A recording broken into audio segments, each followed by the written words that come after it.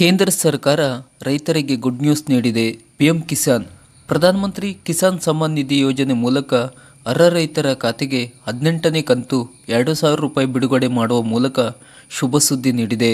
ಆದರೆ ರೈತರು ಈ ಕೆಲಸವನ್ನು ಕಡ್ಡಾಯವಾಗಿ ಮಾಡಿರಬೇಕು, ಇಲ್ಲವಾದರೆ ನಿಮ್ಮ ಖಾತೆಗೆ ಹಣ ಜಮಾವಣೆ ಆಗುವುದಿಲ್ಲ.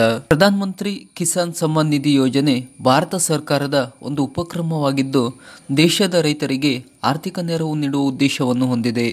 ಬಿಜೆಪಿ ನೇತೃತ್ವದ ಮೋದಿ ಸರ್ಕಾರ ಇದನ್ನು ಪರಿಚಯಿಸಿತು ಮತ್ತು ಈ ಯೋಜನೆಯಡಿ 2 ಹೆಕ್ಟೇರ್ ಒಳಗಿನ ಭೂಮಿ ಹೊಂದಿರುವ ದೇಶದ ರೈತರಿಗೆ ಏಪ್ರಿಲ್ನಿಂದ ಜೂನ್ ನಡುವೆ 2,000 ರೂಪಾಯಿ, ಆಗಸ್ಟ್ನಿಂದ ನವೆಂಬರ್ ನಡುವೆ 2,000 ರೂಪಾಯಿ, ಡಿಸೆಂಬರ್ನಿಂದ ಮಾರ್ಚ್ ನಡುವೆ 2,000 ರೂಪಾಯಿನಂತೆ ಒಟ್ಟು 3 ಕಂತುಗಳಲ್ಲಿ ವಾರ್ಷಿಕವಾಗಿ 6,000 ರೂಪಾಯಿಯನ್ನು ನೀಡಲಾಗುತ್ತಿದೆ.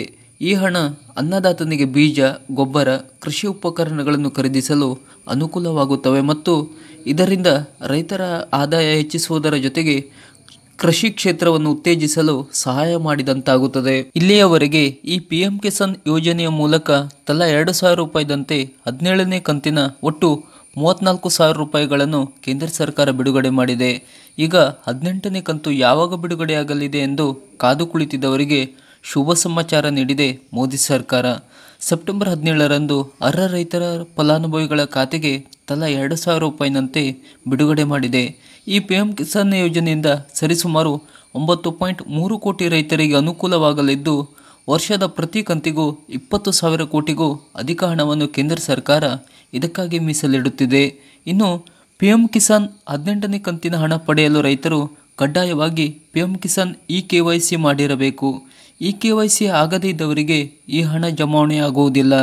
ಈ ಯೋಜನೆಯಲ್ಲಿ ಅಕ್ರಮ ತಡೆಗಟ್ಟಲು ಮತ್ತು ಅರ್ಹ ಫಲಾನುಭವಿಗಳಿಗೆ ಮಾತ್ರ ನೆರವು ನೀಡಲು ಕೇಂದ್ರ ಸರ್ಕಾರ ಪಿಎಂ ಕಿಸಾನ್ KYC ಕಡ್ಡಾಯಗೊಳಿಸಿದೆ.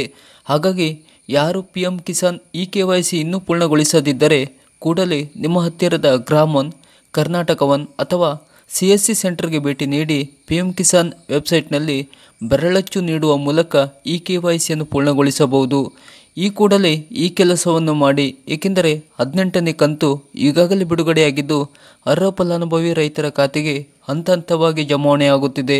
ಇದರ ಜೊತೆ KYC ಈಗ ಪೂರ್ಣಗೊಳಿಸಿದ್ದರೆ ಈ ಹಿಂದೆ ಜಮಾವಣೆ ಆಗದಿರುವ ಪಿಎಂ ಕಿಸಾನ್ ಕಂತಿನ ಹಣ ಕೂಡ ಜಮಾವಣೆ ಆಗುತ್ತದೆ. ಸರ್ಕಾರದ ಈ ಥರದ ಇನ್ನಷ್ಟು ಮಾಹಿತಿಗಳಿಗಾಗಿ ನಮ್ಮ ಚಾನಲನ್ನು ಸಬ್ಸ್ಕ್ರೈಬ್ ಮಾಡಿ.